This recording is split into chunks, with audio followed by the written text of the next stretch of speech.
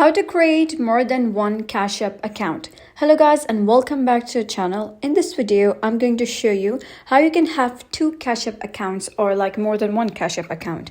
But before we begin, be sure to watch the video all the way through and subscribe to the channel. So Cash App allows users to maintain more than one account, but each must be associated with a separate phone number and email address. This means that if you want to create two Cash App accounts, you'll need to register them using distinct contact details during the sign-up process.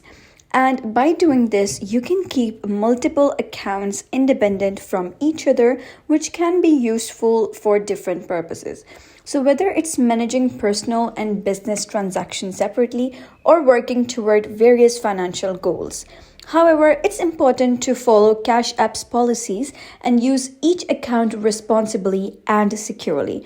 And that's exactly how you can have more than one Cash App account. So if you found this story helpful, give it a thumbs up and don't forget to subscribe for more helpful tutorials. I will see you in the next video.